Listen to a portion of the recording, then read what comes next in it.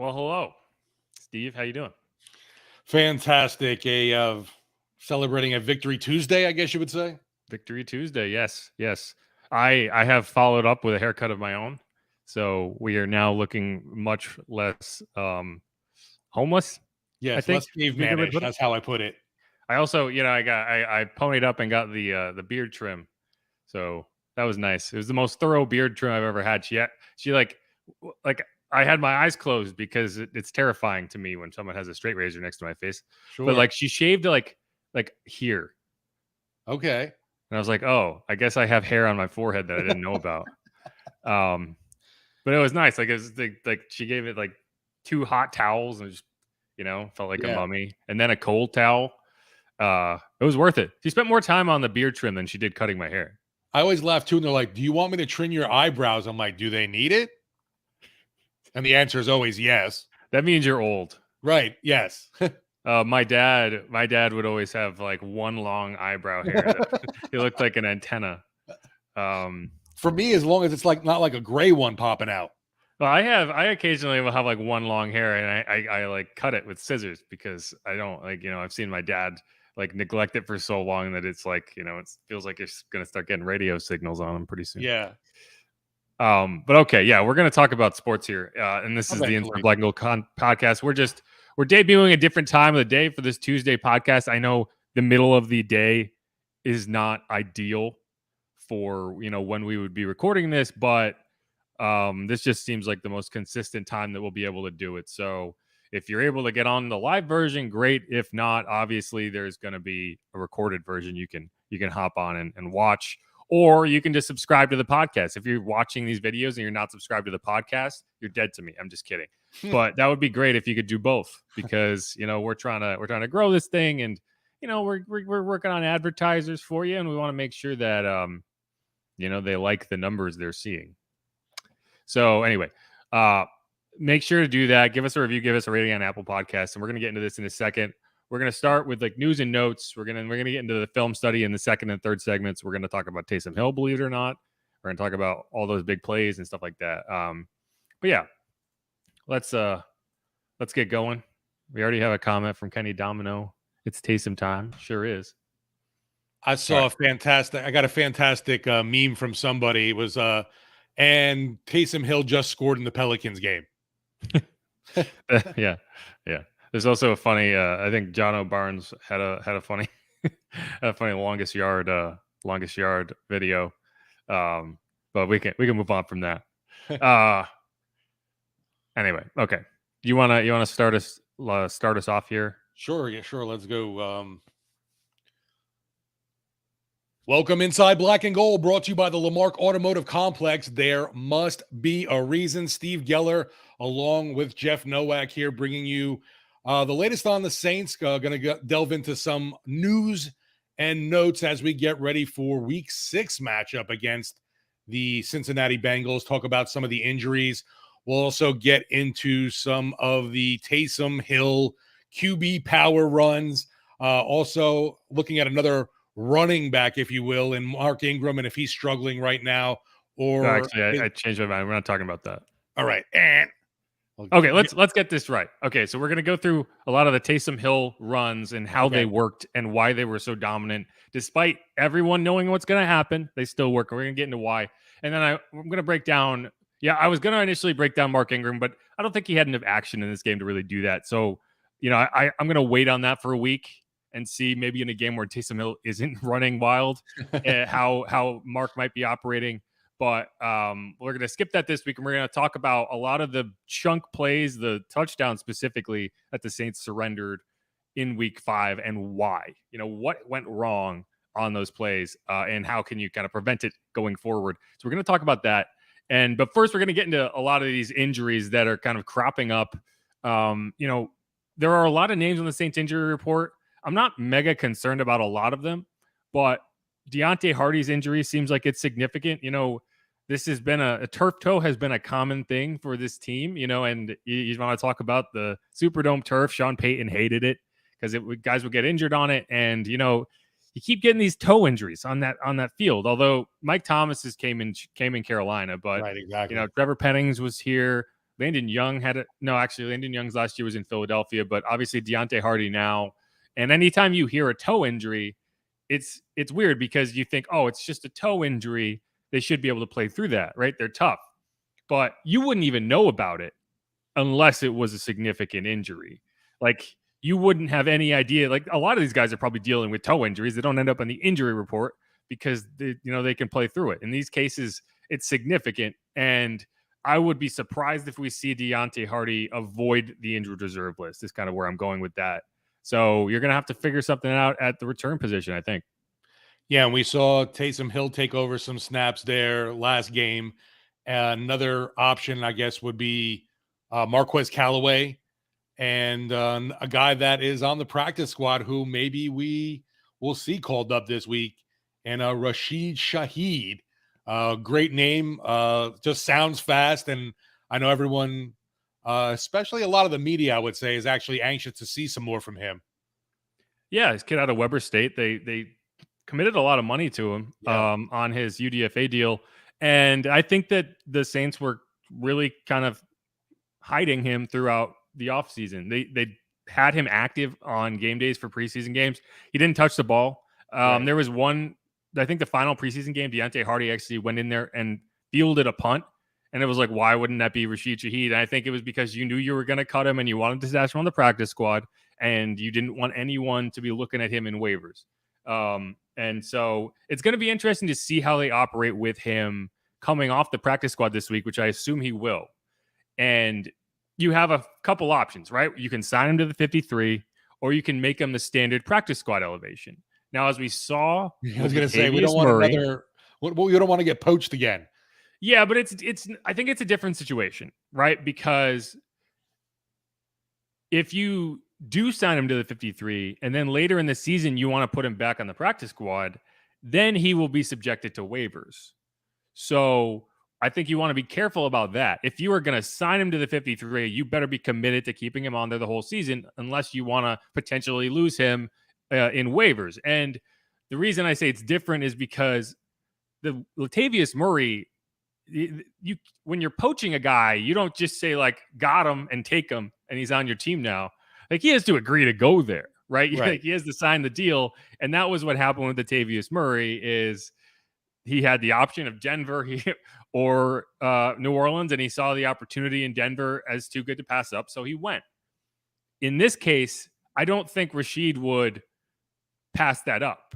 And when I say that, I mean, if a team came in and tried to poach him, which they might, the Saints would say, well, we'll give you a deal on our 53, and he would probably take that. You'd hope, but you don't know, right? He could say like, no, I don't like you people, and leave. It's too hot here. I don't want to be here. But or it could be interesting if it's the team with obviously a better record, somewhere with better standing, and maybe it's like you said, that a much better weather and opportunity, obviously, situation for him. But yeah, I think that Shaheed is going to be an interesting option here, just because of that speed element and the fact that I think he's a pretty good wide receiver as well, and can be used more than just the return game. And right now, with the amount of receivers that are down for this team, that could be helpful, obviously. Yeah, I don't think so, if I'm being honest. You don't think you're going to use him in the receiver game? Yeah, I think if he's getting called up, it is to be a kick returner specifically, right? One team that might be, I don't know how much family he has left, but I'm sorry, how much family he has in San Diego, but that's where he's from, right? So maybe if the Chargers came calling, that's a situation where, and, I don't know, that's just me kind of speculating, but my point is that is a scenario that could happen if you bring him up and, a team where he would rather be comes and gets him, right? But he chose to sign here in undrafted free agency, so clearly there is some interest in being here. So that's all speculation. I think that they will bring him up on the practice squad and he will return kicks, and then he will go back to the practice squad, but we'll have to wait and see. I just look at it with the questions with Michael Thomas, Jarvis Landry, Chris Olave, now Deontay Hardy. There seems like a lot of availability also at wide receiver besides the special teams aspect. Yeah, well, and I want to get into one more practice squad thing first before we move on to those injuries. And that is, we have had a third Saints player signed. Well, that's not true. We've had 2 Saints players signed off the practice squad. I would have bet dollars to donuts that Tony Jones was going to be added to the practice squad, but he never got there. He ended up getting claimed by the Seahawks, the team the Saints just played, because they have a vacancy at running back with Rashad Penny going down.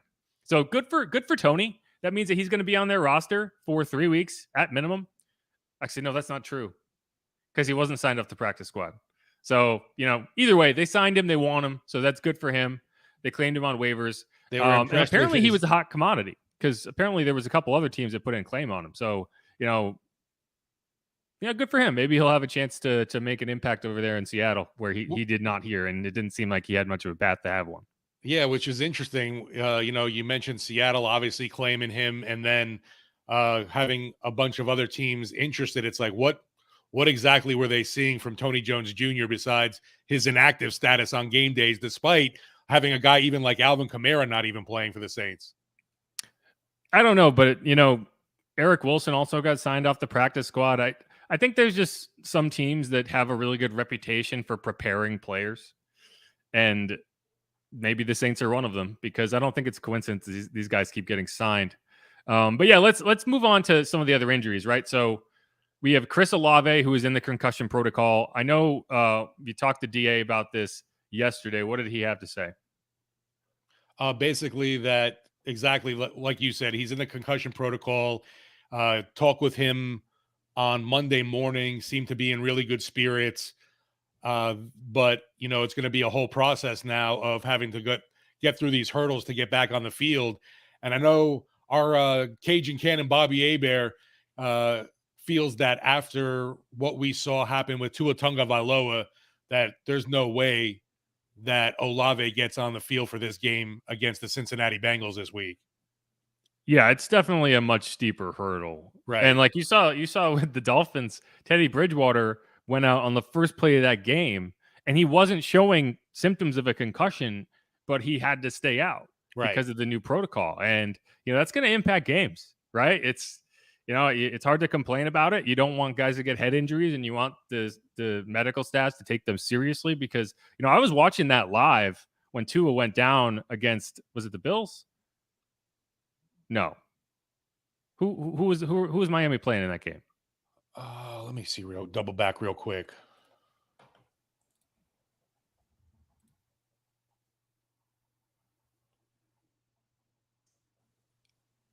Cincinnati? No, they played Cincinnati this week. So it was the Bills. Yeah, it was the Bills. Because I was watching that live, and when his fingers started going wild, I was like, "Oh man, that is unsettling," and like that's a sign of a major brain injury. No, I think it was the Bengals on Thursday night. No, they just played the Bengals. Miami off this week. No, Miami played the Bengals week 4. You're right. You're right. It was the Bengals. Yeah, because it was Thursday night, and I just remember staying up the next because I had to record morning sports for Friday, and you included that. Either way, we're all over the place here. But yeah, it was the Bengals on Thursday night, and when he went down and his fingers started going wonky, that was unsettling. And it seemed fishy when he went down a week earlier against the Bills, because that's when the initial injury happened, and he was wobbly, he was woozy. Like, to pretend that he had a back injury, right? That's just not a good look. And the NFL has a black eye, so they are going to overcorrect. And yes, I think that knowing what with how the NFL operates, it's going to be a much, much higher hurdle for him to get back in a week when you kind of see what happened on that play. Because he went down, he was clearly, the lights went out for at least a couple seconds. Yeah, it was definitely a scary scene just to see the non-movement. Luckily, he popped back up and was able to get up on his own power, Chris Olave. But yeah, I agree totally. You could definitely tell that he was knocked out for a little bit of time. And going back with the Dolphins, I think Miami ended up firing their team doctor, right? Well, I think it was the independent like analyst who got fired. Okay. My dog is going nuts. Can you hear that? No, not at all. So that's Okay. that's good at Because he's least. been barking for like 5 minutes and it's driving me insane. But if you can't hear it, I don't care. No, you're good. It's just so distracting. He's Okay. like, you So will yeah, not ignore me. the other guys we should talk about, obviously, Mike Thomas. Adam Schefter reported last week that he's hopeful to get back for this game. So that would be a big addition. Jameis Winston, DA keeps saying he's getting better, he's getting closer, he's getting closer. I don't know how close he is, but one way or another, getting Mike Thomas back in the game will be an advantage for whether you start Andy Dalton or Jameis Winston. And then obviously Marshawn Lattimore, who, I got to rewatch that injury. Okay. And we'll see the replay of it when we go through the film because it was one of the touchdowns that we're going to talk about. And what it looked like to me is, he's trying to get over the top and he gets kind of knocked to the ground or he stumbles. And when Tyler Lockett catches the ball and goes into the end zone, it looked like his knee like caught Marshawn like right in like the oblique area, which makes sense because he had an abdominal injury. And so hopefully it's just like a bad bruise. Hopefully, it's just an impact thing. And, he got kind of shaken up a little bit because that was a hard hit. But it's a better scenario than, say, like he's sprinting downfield and goes down without contact. Because when that happens, you assume, he probably tore something. In this case, because there's contact, you actually feel a little better about it just because, there's at least a cause of the injury. Like, it's like when you see somebody running down the field and they go down in a heap holding their knee, you're like, oh, season's over. There's no question. But when they get knocked to the ground and they bang knees with somebody, you're like, well, that probably hurt a lot, but they'll hopefully be back. So that's kind of where I'm going with this with Marshawn.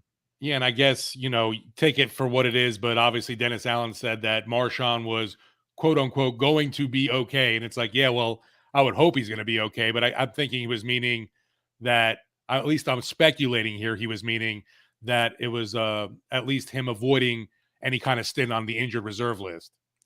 Yeah, well, I think when you say he's going to be okay, it means like he's not done for the year. Right. Because that's kind of the first thing you have to answer when you have an injury is like, okay, is this season ending or is this something he's going to come back from? And then from there, you say, okay, how long will it take before he comes back? So, that's the question, right? Will he play this week is the next question. And we'll find out more on Wednesday, obviously, when the injury report comes out. But yeah, so those are the big names. And another one, Landry, because we expected him kind of back in the flow, and he seemed really close. And then they held him out again this week. So maybe week 6, that ankle injury will allow him to get back on the field.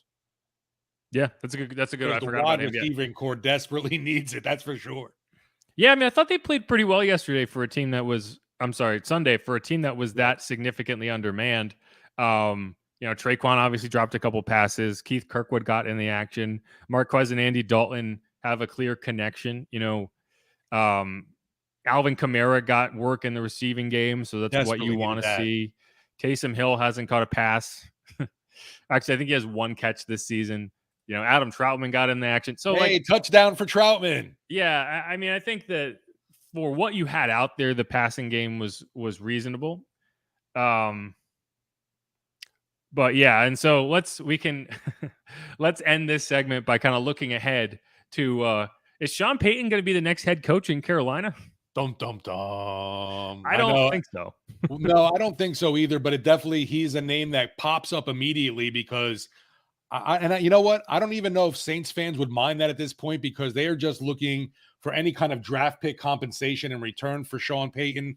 But another, a little bit off the beaten track, that game last night, watching the Raiders, I'm like, I'm even wondering how long McDaniels is going to last over there with some of the play calling and his end of game decisions, because for me, going for that 2-point conversion instead of the sure field goal for the tie, come on. I mean, I see. I'm okay with that. But they end up losing now by 1 point. They would have lost either way. I mean, if they were at home, I would agree with you.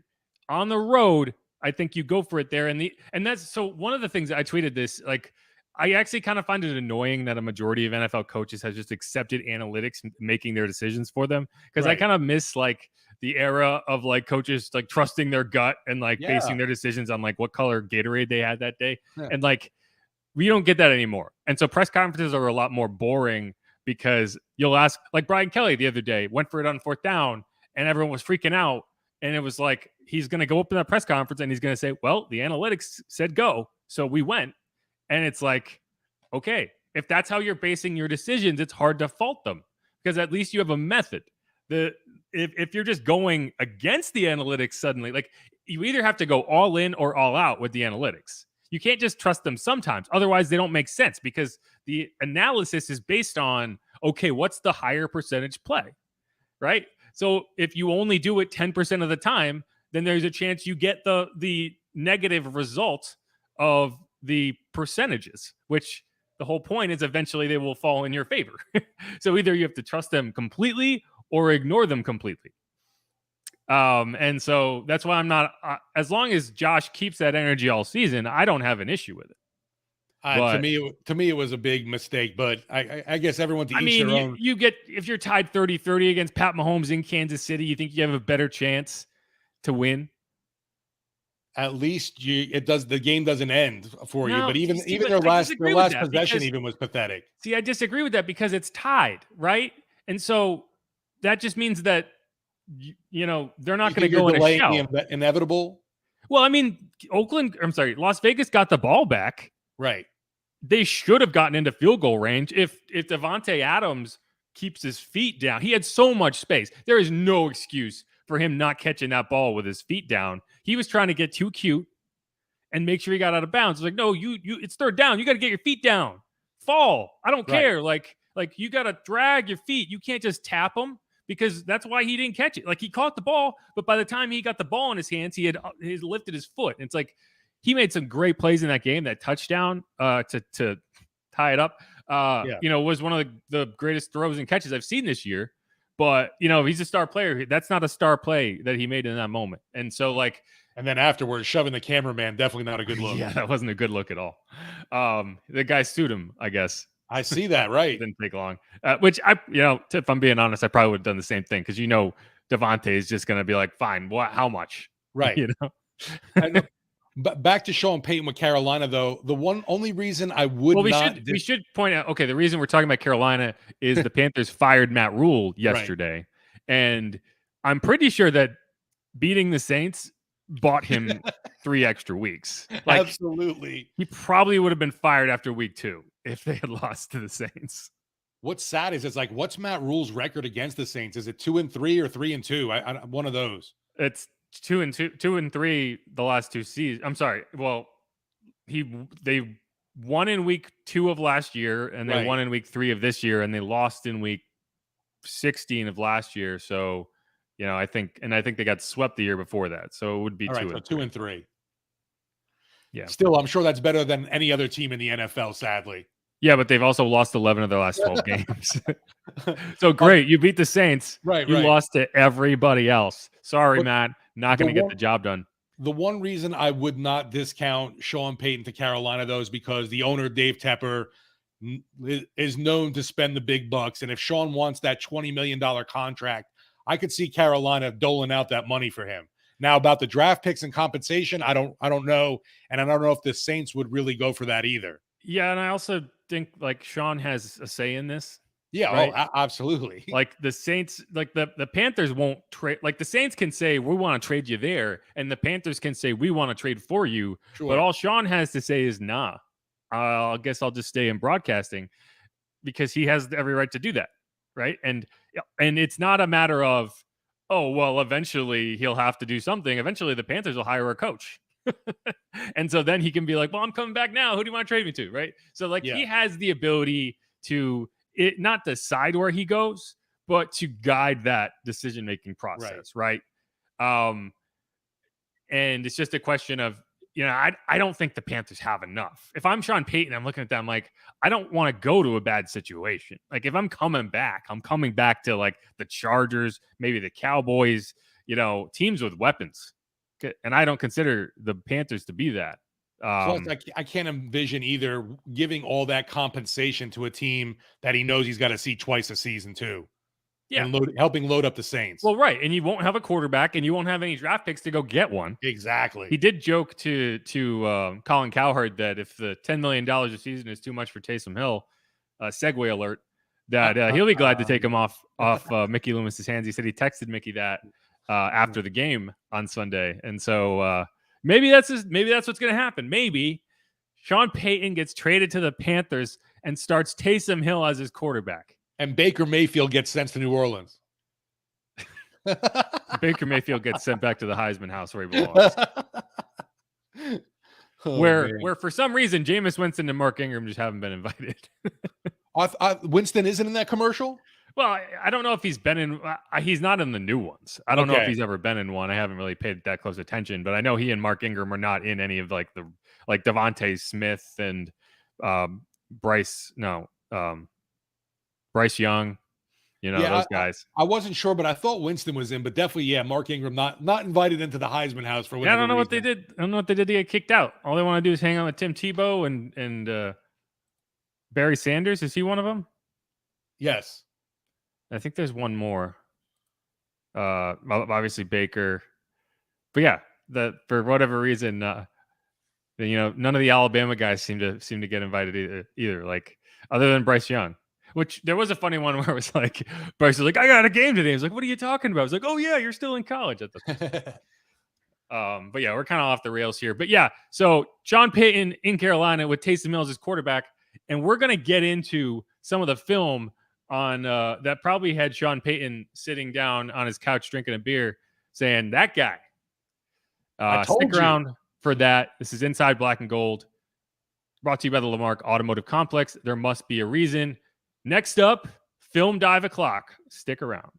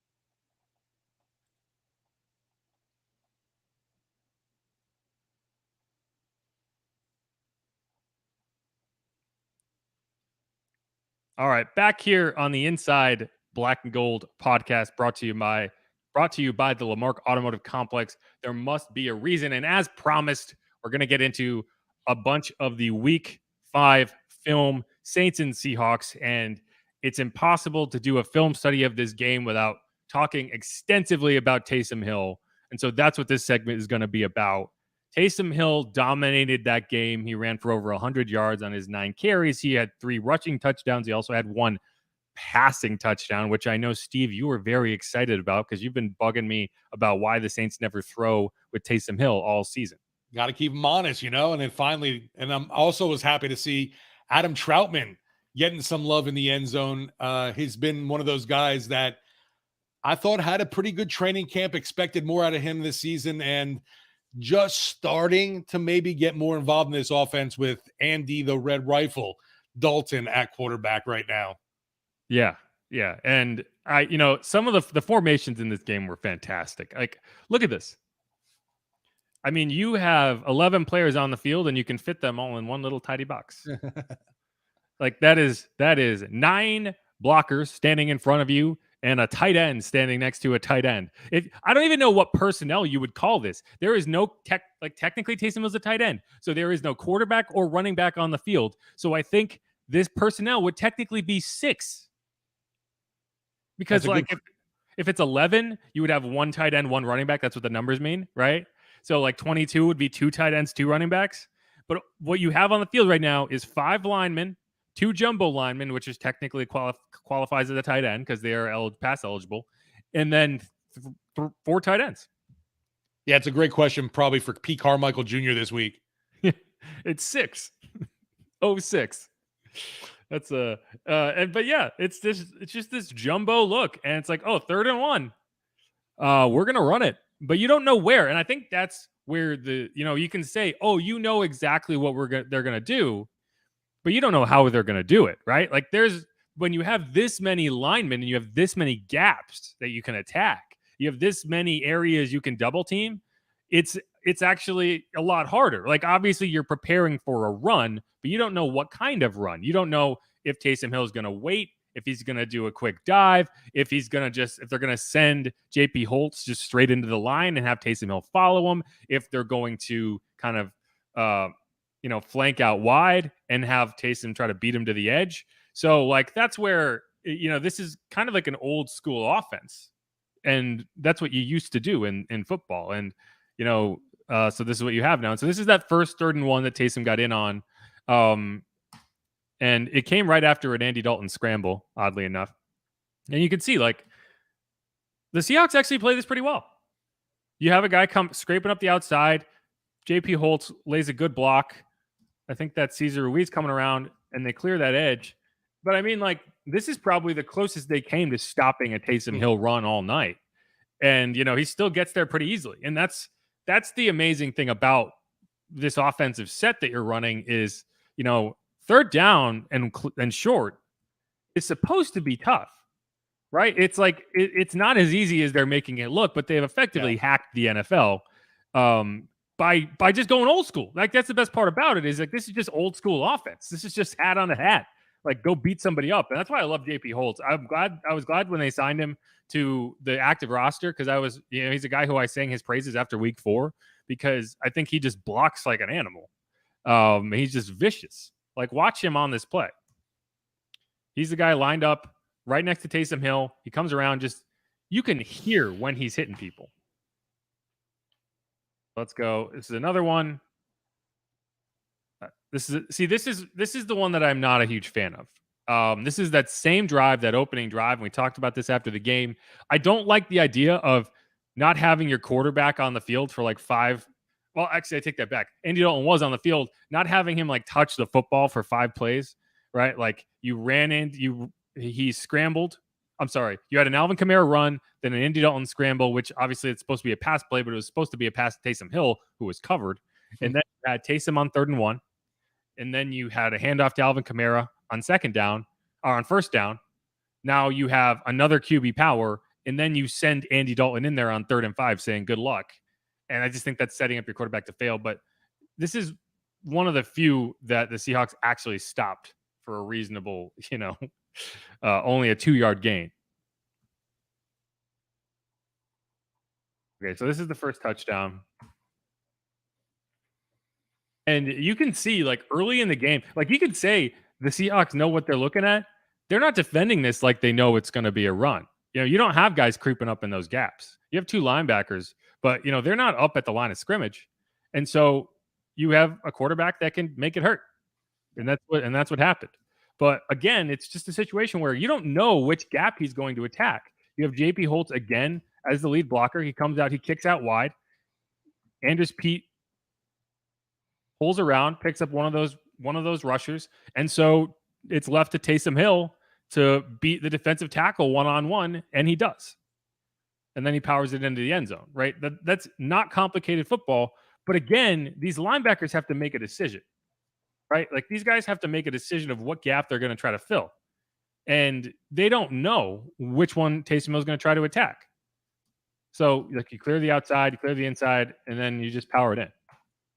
And it's wild how easy it looks when it's working for the Saints. I don't know if you remember a while back, I forget what year it was, Sean Payton made the comment that the way Taysom Hill runs reminded him of Fred Flintstone. And I think about that every time now. Yeah, that's fair. So one of the other things that Taysom does that I think is overlooked a little bit is he's very patient when he gets the ball And so he isn't just diving into the line, right? He's choosing a gap and he's attacking it. And that little delay he gives you after catching the ball is part of what makes this so difficult to stop, because he's watching and he's seeing which gap you're trying to fill, and then he's going away from that. It also gives his blockers time to get out in front. In this play, you're having Andrews Pete pull, and you're having JP Holtz come around on a little arc block. And so you have to wait for them to get there. One of the reasons that the Wildcat can be difficult and tricky is, when you're handing it to a running back, there's built-in time for the running back to collect the ball and then follow his blockers. When the ball is direct snapped to Taysom, he could just take off right away. And in some cases, he will do that if you're trying to have a misdirection play. But in this case, you got to wait. And so that's what he does. And so you say he receives it, and he kind of takes that hop step, and you can see how this play is developing. And so I think I drew the lines the wrong direction, but you get the idea. Like, if he takes off right away, that is not going to be as easy of a play. You need to allow your blockers to do the work. You need to allow this big dude to get over there and pick up a blocker. You need to allow JP Holtz to just, turn into a werewolf and maul this guy to death. And that's what they do. And that's what makes these plays a lot easier. And so 3rd and 1, you got 5 yards. You're not worried about plowing the line because you can get to the edge. There's really impressive stuff from JP Holtz, and maybe why we're not seeing more of Nick Vannett lately. Yeah. I mean, if Nick Vannett's main role is as a blocker, I think Holtz has been better as a blocker. Now, this is run blocking, to be very specific. Like, I'm not talking about pass protection. I haven't really seen a ton of him in pass protection. He is really an H-back. He's not a tight end as you would kind of look at it in line. He's not a guy who's going to go catch passes. He is essentially a fullback. You waived Adam Prentice and you brought JP Holtz up. He's technically a tight end, but he's blocking. That's his role. And I think he's done an excellent job of it. This time, this is in the second quarter.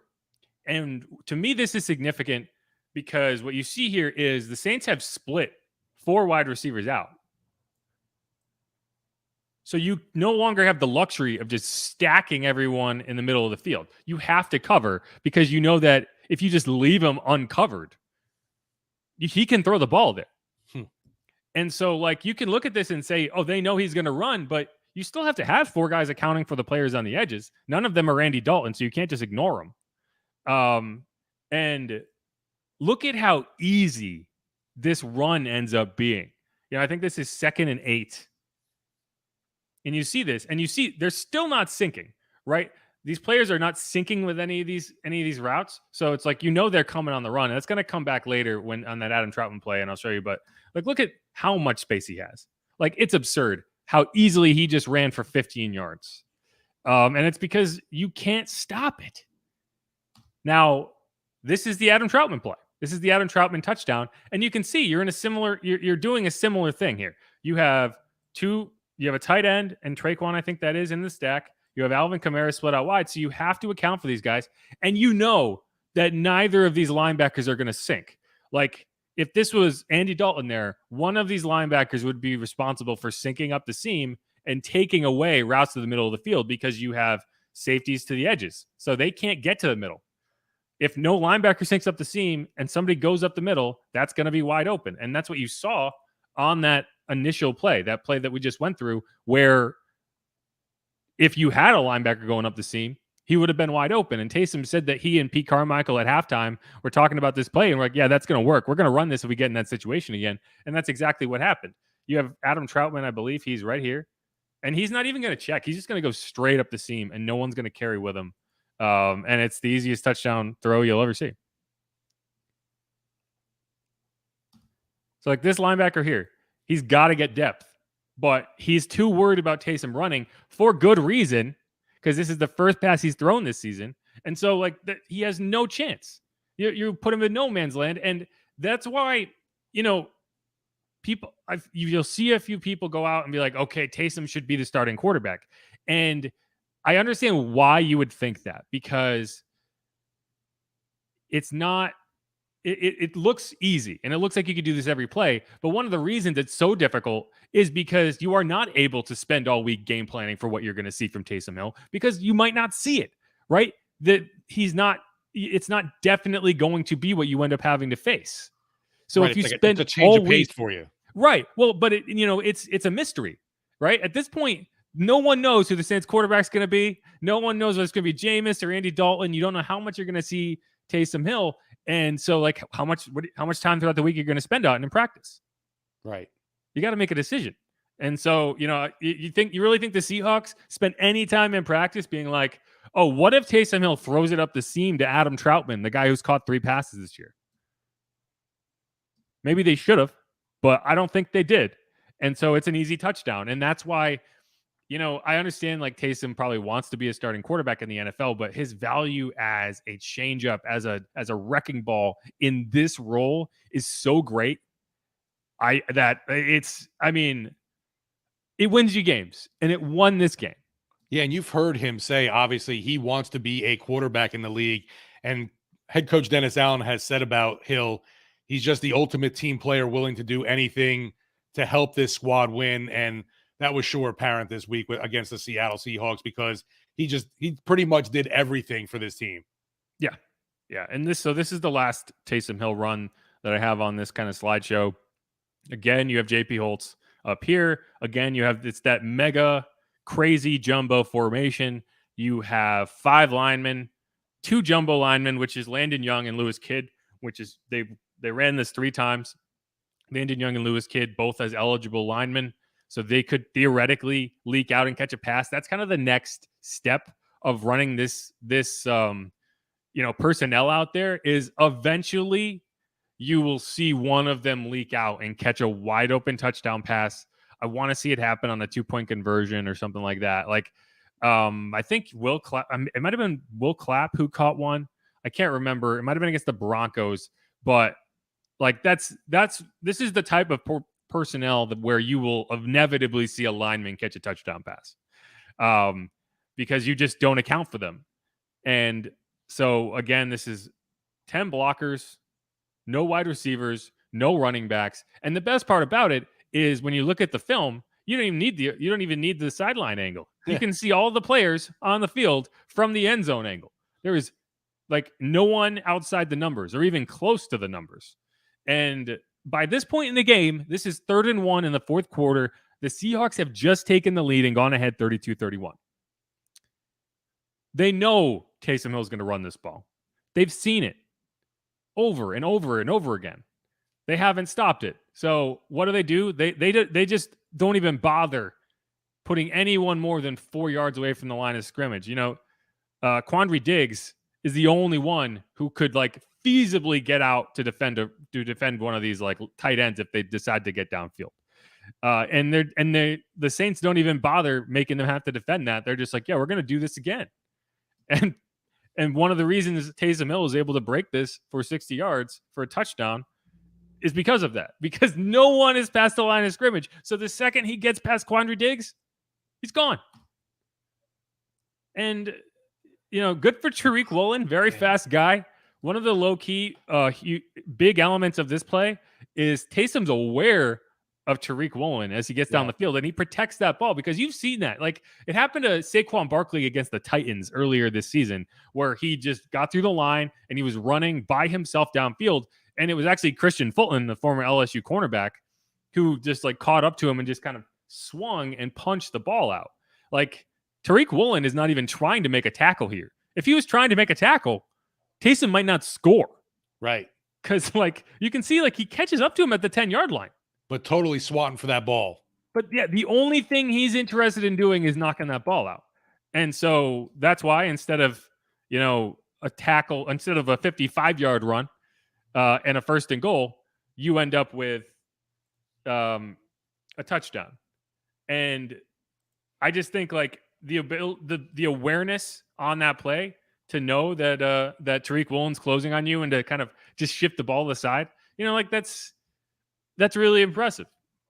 How many tight ends make this play? But anyway, that's it. It's a lot of frustration from the other team. Like they know, again, like if anything, the fact that they know what's coming makes it worse, because once you just are unable to stop it and you show that you are unable to stop it, you're just going to get hammered over the head with it over and over again.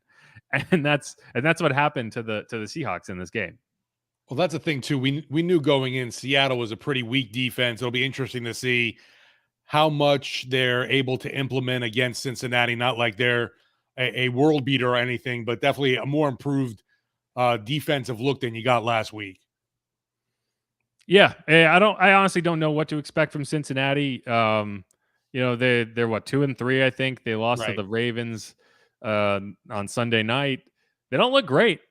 I think they have the fewest big plays in the NFL so far through 5 weeks, which is not something you'd expect to say. No, definitely about not a Joe Burrow those 3 receiver for sure. Yeah, Jamar Chase, T. Higgins, right? But as we're going to talk about in the next segment, this is a team that the Saints are a team right now that will help you get on the right track as it pertains to big plays. But I just think for a team that desperately needed a get right win and a performance from a star player, like I don't care who it was, they needed someone to show up and have a big game, because we had not seen that, right? One of the things that really stood out is since week 1, so obviously you had Mike Thomas catch those 2 touchdowns. You really haven't seen, Olave in week 3 was a good example. He had 149 yards, but a lot of that came in junk time. It wasn't like a dominating performance from the beginning. And like, it's just nice to see the star players show up and play like stars. We obviously didn't show any of it, but Alvin Kamara ran for over 100 yards in this game. He had 194 yards total. You had 300 rushing yards, and you won a game. And that's a good feeling, I think. Yeah, and I think I mentioned this post-game on our post-game podcast. You look at the stats and you see 48 rushing attempts from the Saints, and it's like, what? The New Orleans Saints had 48 rushing attempts? That is unbelievable to me.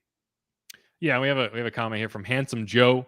It's like, where has he made more of an impact this season, as a tight end or a quarterback? Yes. I mean, the answer is as a quarterback, right? The only benefit of him being a tight end is you can start him in fantasy at tight end, because all the fantasy leagues jumped at that. And I wouldn't be surprised if by the end of the season he's back to quarterback eligibility, because he's, if anything, he's a running back, right? Like, he's not a tight end. He's a wildcat quarterback. Like, the Giants have been doing this with Saquon Barkley, and it's been working. Like, the ability to just direct snap it to, I don't know if he is the best athlete on the field, but he's close to it. The ability to just get the ball in their hands and say, go do it. That's a luxury. And you need someone who can make guys miss in the open field. You need someone who can power through defenders. I'm surprised they didn't do it more with Alvin Kamara when Taysom Hill was kind of in the quarterback mold. But, it's something that I don't think Smash Mouth football has been an identifying quality of this Saints team in the last, 5-10 years. But it would be really nice if this season, that's what you ended up talking about, is, this is a team that wants to punch you in the mouth, and you better punch back. Yeah, if Ingram and Kamara are boom and zoom, what can we put as the trio of, Mark, Alvin, and Taysom? What can we have? Boom, zoom, and what? The Mormon missile. I think that's John O. Barnes. I think maybe he might have invented it. I don't know. Someone invented it. But no, I know, right. QB7. That's what I usually go with. But all right, that's going to wrap up that segment. We're going to come back. We're going to talk about some less happy stuff, which is a lot of these big plays. I think Kenneth Walker is still running. Stick around on Inside Black and Gold, brought to you by the Lamarck Automotive Complex. There must be a reason. All right, and we don't need to go to break on this. Okay.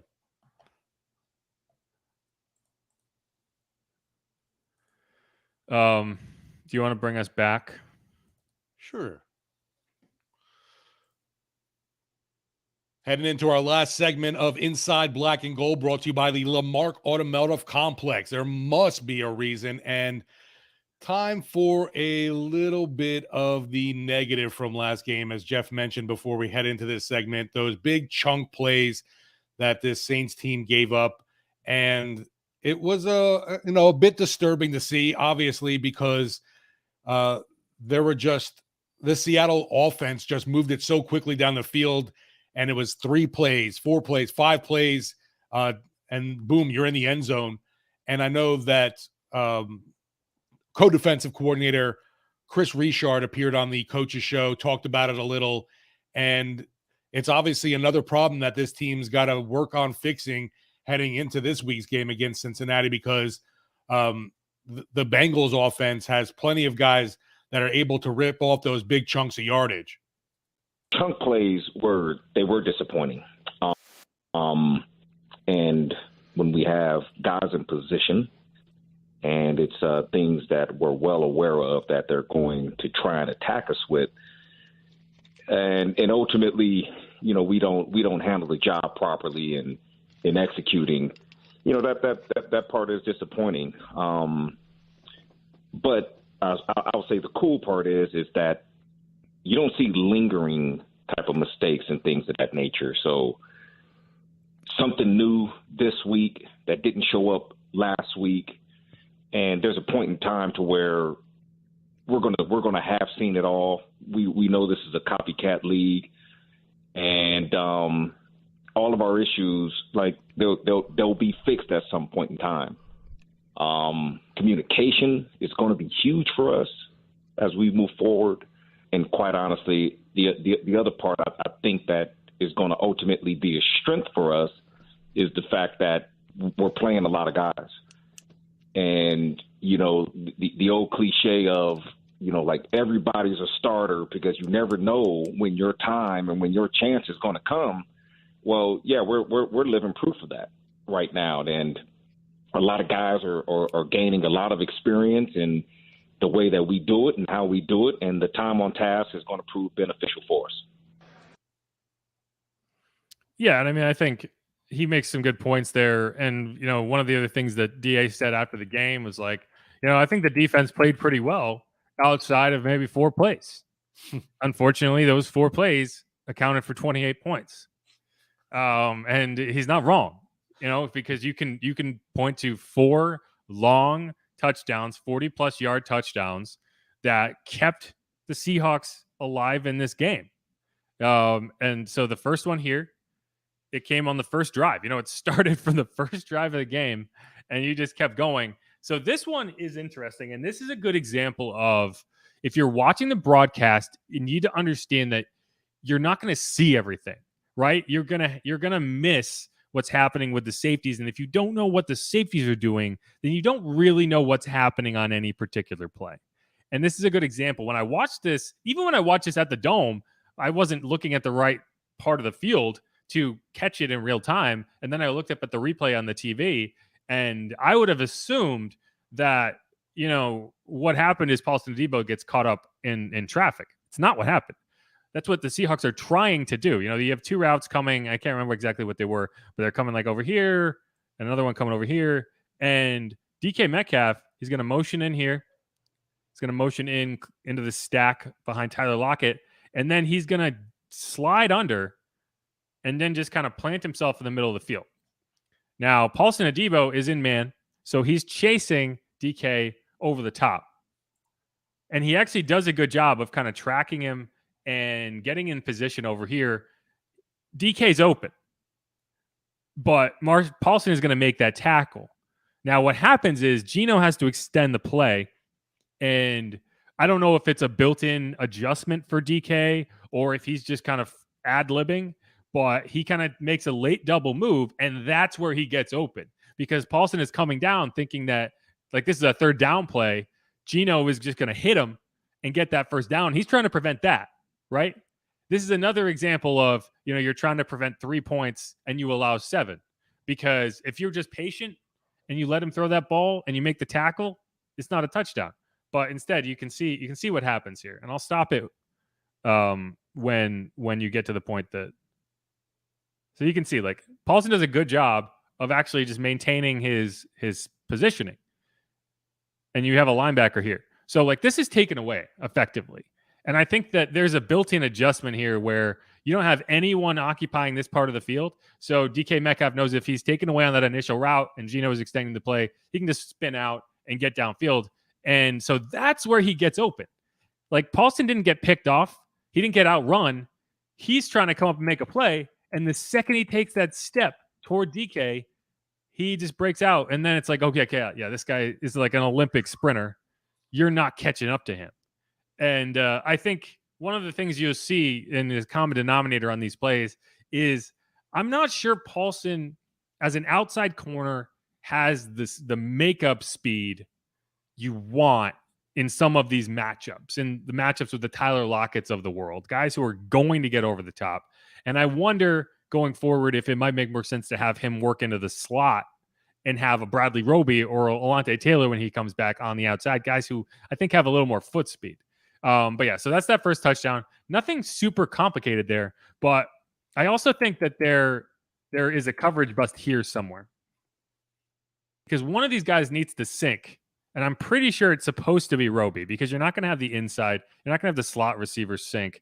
But I think one of these players, and I think it's supposed to be Roby, needs to sync with D. Eskridge, and he doesn't, right? And so when he doesn't sync and D. Eskridge is floating downfield by himself, Tyrann Mathieu, your lone safety down the field, has to kind of float over the top. And that's why there's no deep coverage to give Paulson Adebo any help. So watch what happens down here where, I think it's possible that Bradley thought that Paulson was sinking and passing off that route, but he's not. He's in man, so he's coming across. And so you can see right here, one of these guys needs to go with the receiver going downfield because Paulson's working over the top. Neither of them do. So D. Eskridge is wide open. If Tyrann doesn't come over here and take that away, that's a touchdown to the other side of the field. So that's why DK has the entire field to work with. And that's either a coverage bust or a mistake of some kind by the Saints that kind of creates that play. But, it's everything went wrong here, right? And that's what you're going to see on a few of these. Yeah, and I know we talked about it a little bit too previously, but, man, really impressed with the way Geno Smith ran things and his vision down the field and touch on the ball too. I mean, the arm talent is undeniable. Like even this throw, right? Like this throw isn't that difficult to make, but look at the platform he's throwing from. Like he's sliding to his left away from his arm, which is very difficult. Your momentum is carrying you the wrong way. So he can't really get a lot on this throw. And so you'll see quarterbacks, maybe not miss this throw because it's a hard throw to miss, but not throw it perfectly where your receiver can make a play and catch and run. And he just throws a perfect ball to DK, and that's what makes it a touchdown instead of a 40-yard gain, right? So that's an impressive work by him. And that's going to be the case again on these next two touchdowns. So here you have Paulson Adebo over here and Tyler Lockett. Now, this is a weird situation because you end up with JT Gray as your deep safety. And that's just not a scenario you ever expected to have to say. And he's not able to kind of read this correctly. Now, remember, this came right after the turnover from Alvin Kamara to set up like a Seahawks drive to end the game. And so you can see they're right on the edge of field goal range. And I think if you're the Saints, you are expecting them to want to get 3, 4, 5 more yards to make that field goal easier. It's also, they don't have a timeout left. So if you get tackled in bounds down the field, the half is over. So this is either going to be a touchdown or nothing when you go downfield. And so the Saints, again, surrender 7 points trying to prevent 3. Because if you were just going to concede this field goal, which I think you should at this point, because it's a 54-yard field goal from there. Even if they don't get another yard, they're going to try it, and they're probably going to make it, right? They made a 56-yarder earlier in this game. So being able to stop them dead is only going to make it a more difficult field goal. I would much rather see you play off coverage, make like a picket fence, and just say you can do whatever you want, but you're not going over the top. And instead, you're in press coverage.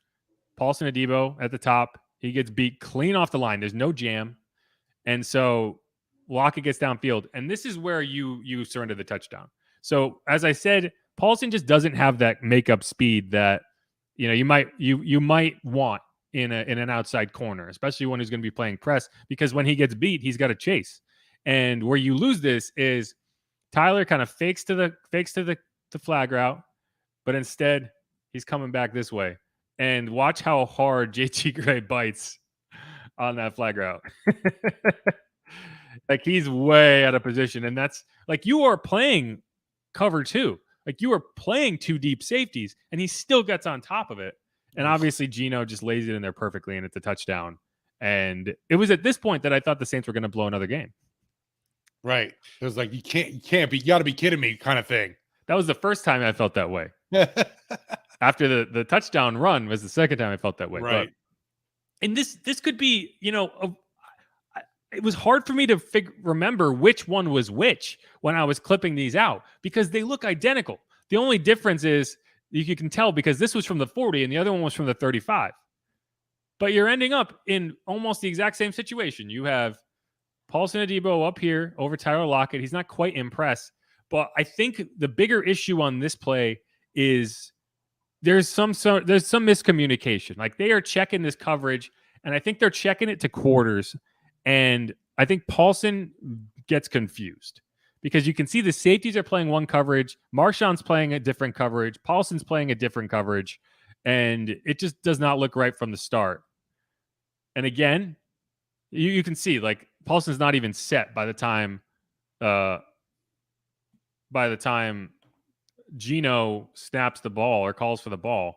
Like, he's still like looking around, talking to Tyrann Mathieu. Right. All of a sudden, oh crap, I got to run now. And so again, gets beat. He does a better job of rerouting Tyler, but because I don't think he's supposed to be chasing him down the field. I think he is supposed to be getting up the field and protecting this zone, which is what you would do in quarters, right? In quarters, you would have the outside corner sink here, the safety sink here, another safety sink here, and the other outside corner sink here. And that's what everyone else is doing.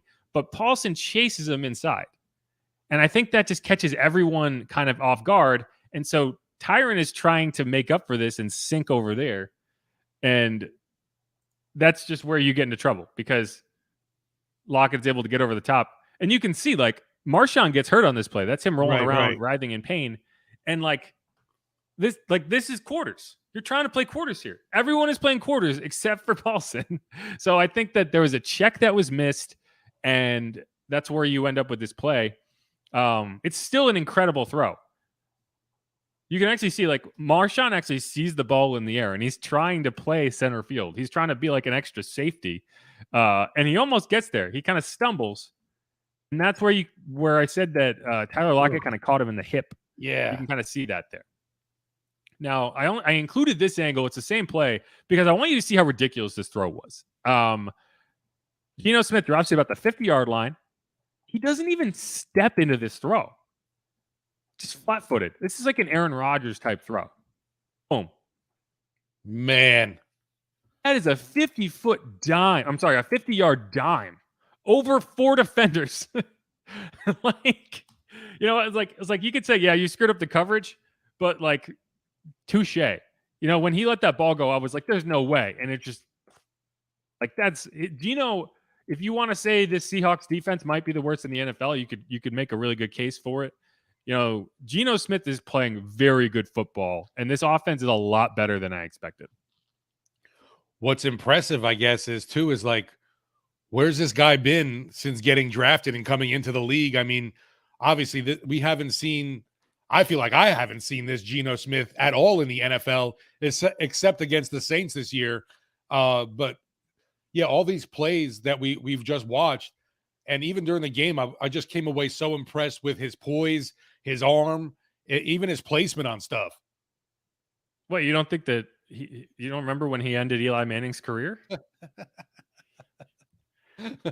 He was the reason. Got Ben McAdoo fired. Anyway.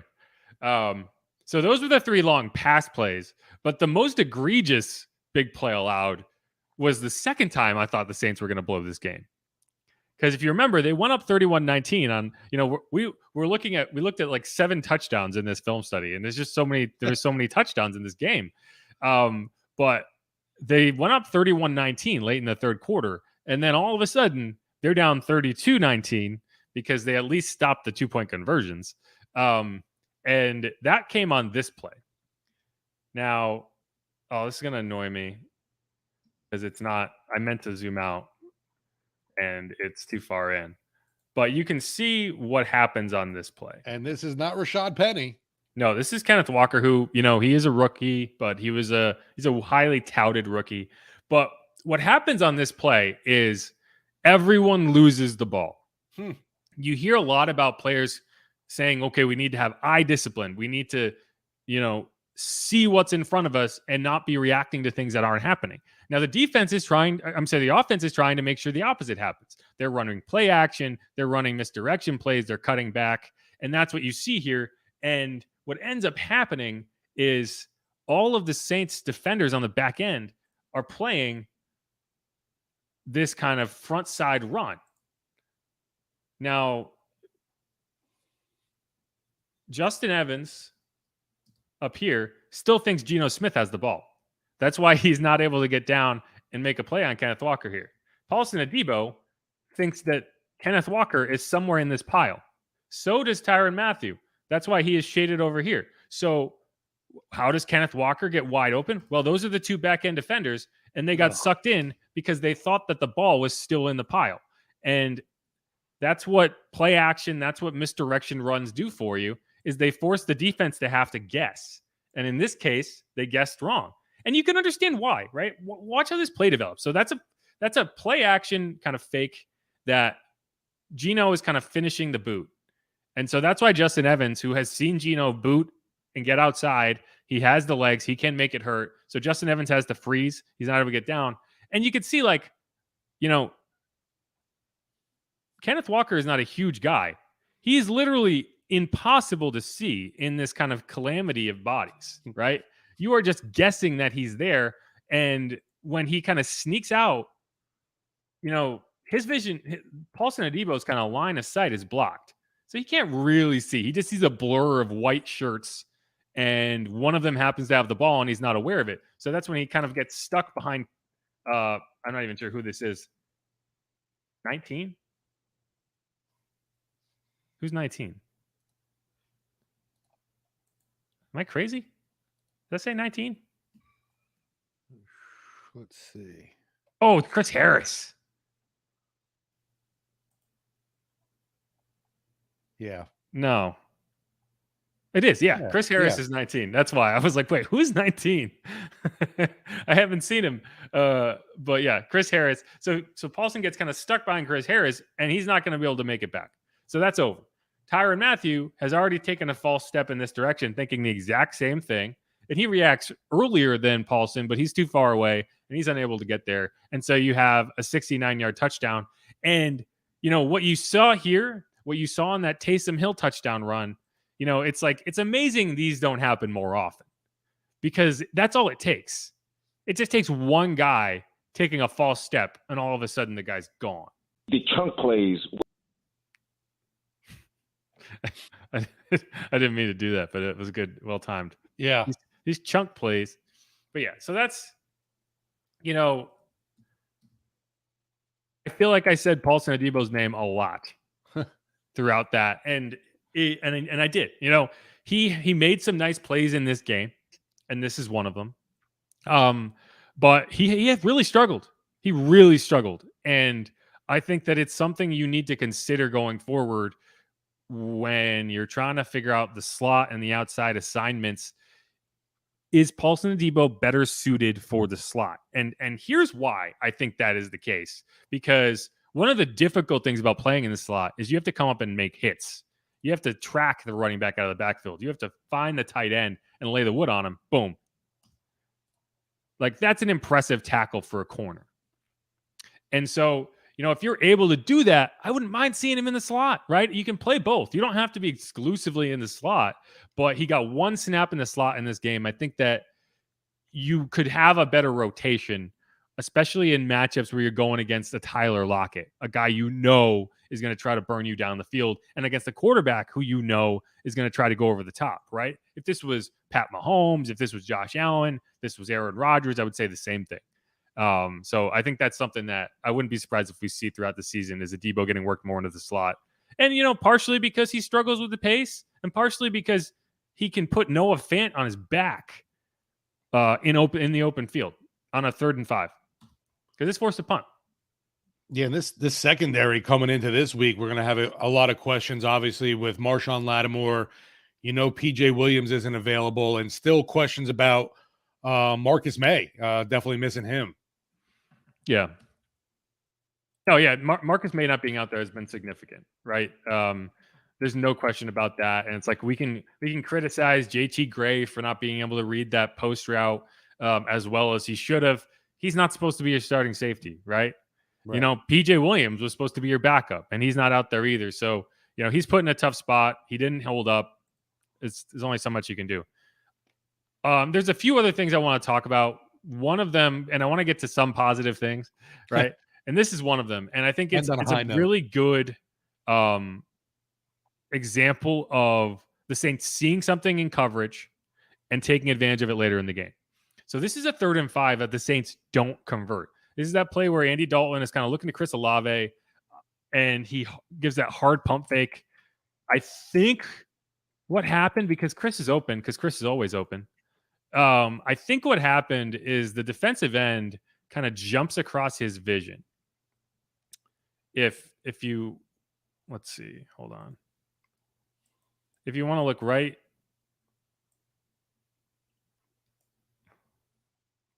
so watch right here. This defensive end is going to kind of jump inside at the perfect possible moment. And I think what happens and why Andy pulls it down is you kind of lose the sight line to that throw, right? And you're inside your own territory. You do not want to make a mistake in this part of the field. And so the second he loses his sight line, he pulls it down.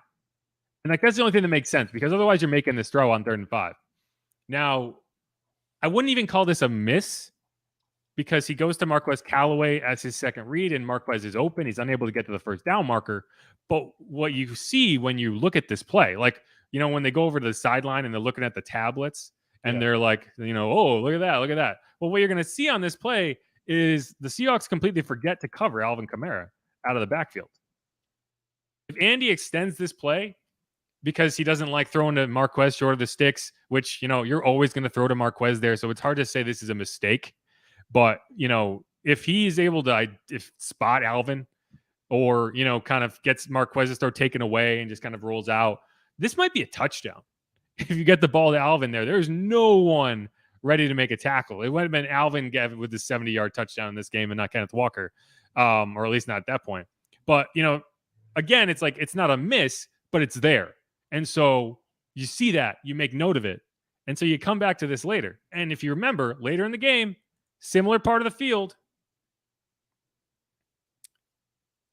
Alvin Kamara screen pass. And now this is not the same play, but it's similar, right? You're running 2 routes over here to kind of keep guys set on that side of the field. And then you have Alvin kind of leak out down here. And it's wild how wide open he is, because you were able to generate the same look that you generated on that 3rd down play. And in this case, it was designed to go to Alvin, right? I would be stunned if this was not a direct, you could not draw a direct line from that play in the first half to this play in the second half, because you're doing the same thing, except you are setting it up so that you throw to Alvin. And look at how much space he has. With blockers ahead of him. It's beautiful. I mean, there's so much space. There's 3 blockers here. They're trying to find someone to block. Yeah. Where do they even go? Look how far they have to go to find a defender to block. Because these guys are blocked. So the closest unblocked defender, it's all the way over there. It's all the way up here. They're not even going to be able to get there. Alvin could start walking at this point, and he would still pick up 15 yards. These guys are going to chase him down eventually, but he could just literally just kind of trot and be okay, when the blockers get out there, I'll make an effort. But yeah, eventually Andrews Pete kind of helps out on Traquan's guy. Caesar gets downfield. I feel bad because these guys are running. They're trying. The defense was so far away that they can't even find any of them. And I just thought that was kind of a neat little thing. And now I'll play both of them in succession so you can see, how similar they looked. And especially just the way Alvin goes into his route. So that was the first one. And this is the screen. See how similar that is? One was a 1 yard gain on third down. The other one was a 54-yard catch and run on the screen. Obviously, yeah, huge catch and run, like you said, for Kamara. I can't believe he didn't score on that play. Yeah, it was a long way. Can't remember what this one. Oh, this is another play that I enjoyed. These are just plays that I pulled out watching film. This one is the Demario Davis is 33 years old clip. I mean, look at this dude. This is Demario in the middle of the field. Doesn't take a single false step. Like that's very impressive. And then watch the range. Poof. Oh. That was Kenneth Walker before he ran for all those yards. Okay, and this is the last clip, and this is it's impossible to not like JP Holt's play. He doesn't even make his block on this play, but just watch how he finishes it. Like he doesn't even have anyone to block. And I think that's Cesar Ruiz who gets just pushed down in front of him. But he's like, it's my job to block somebody. I'm going to block him. Boom. Like he just lays out to finish off this block. I don't know. I enjoy that. So in case you weren't sure, this is JP Holtz. So that's who you're watching. And so just like watch how he finishes this. I don't know. Like I like that guy. He's fun to watch. Definitely earning those snaps over Vanette, like I was saying, in that blocking role for sure. Yeah. No, I think there's a lot of positives to be taken out of this team, even with a 2-3 start. I really like JP Holtz's run blocking. I really like how the Saints were able to kind of take advantage of some of the looks they saw early and turn them into big plays in the second half. That's a sign of an offense that's adjusting and planning and seeing things well. And you just got to work on the defensive side of the ball, cleaning up those big plays and figuring out how to better get safeties over the top, because I think that's what the Saints have struggled at. And you can say you lost Marcus Williams, who was one of the better center fielders in football. You don't really have a true center fielder at safety anymore, and I think that's hurt them, especially without Marcus May. So that's something they just got to figure out. But yeah, that's the end of my film dive for this week. And a thing on offense, I mean, we're just starting to see a little bit of consistency of being able to get down the field, but Saints got to get healthy, and no ifs, ands, or buts about it. And another big concern this week is losing a guy that has been outstanding for you in rookie Chris Olave to the concussion. Big question mark on if he's going to be ready. Obviously, if Mike T is able to come back from that toe injury, that's huge. It kind of seems like we'll get Jarvis Landry back this week, which will be another big improvement too at the wide receiving numbers. But definitely having now a healthy Taysom Hill. I guess you could say early on maybe that rib injury was more of an issue than it is right now, but he was a full practice at the end of last week. Hopefully that continues now into this week as well. And just seeing more of Alvin Kamara too, who also, that's another big injury. We mentioned, turf toe, but the rib injury this year, a lot of guys have been dealing with. Alvin Kamara looks to be doing fine from his rib issue.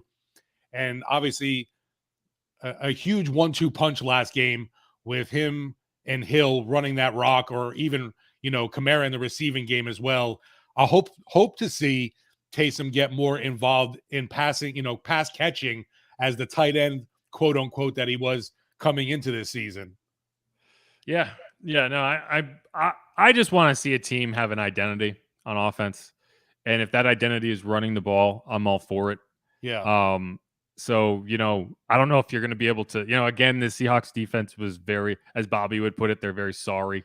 It's a sorry defensive group. Far from the Legion of Boom, right? Yeah, right. More like the Legion of Bust noobs. Legion of Moob. Because it's backwards. Get it? Yeah, that works. Yeah, I'm going to take that.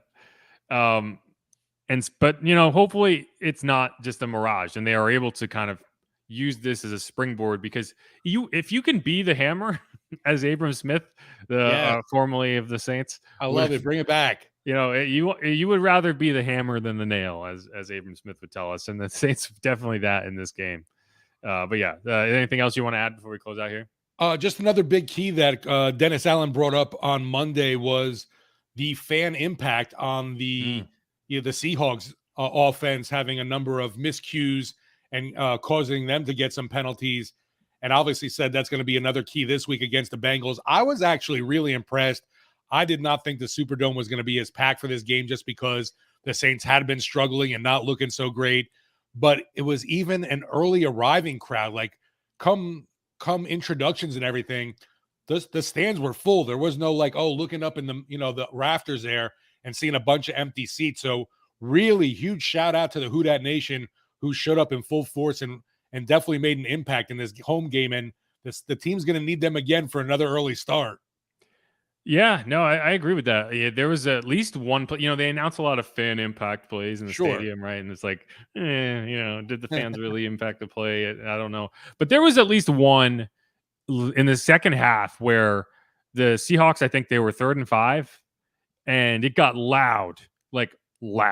Yeah. And the Seahawks false started. And it was like, okay, that's a fan impact play. That you can attribute that false start directly to the fans being insanely loud. And that's not something I think we saw at all last year. You know, there was moments where it got loud, but none that you would say like, oh, they're impacting this game. And maybe it's just a matter of seeing a win, right? Or some good football. I mean, the offense definitely was exciting. You saw, Cam Jordan getting after the quarterback. And just for me, I can tell being on the field for the home games, the earpiece you have in, it just starts vibrating because of the decibels just ringing through, and it's tough. And I just think about that as me just being on the sideline. What is the quarterback for the opposing team dealing with? So really, like I said, huge shout out to the fans. Dennis Allen acknowledged it, and definitely need that this week again against a tough Joe Burrow-led offense with the Cincinnati Bengals, who have been struggling, on their own as well.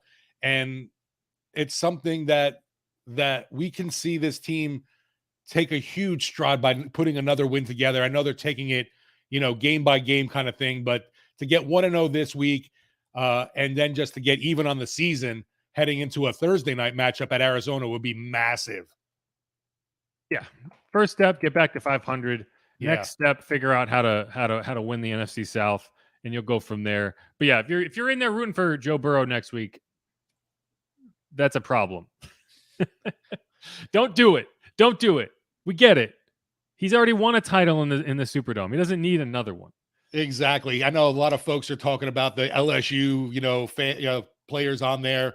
That's great. Yeah, appreciate the national championship they brought to LSU, but what you should do is heckle Eli Apple relentlessly. Yes, relentlessly, without remorse. Do not give that man a second of peace. He has earned every yell that you have for him. So give it to him, and make sure he hears it. And be nice. Don't say anything.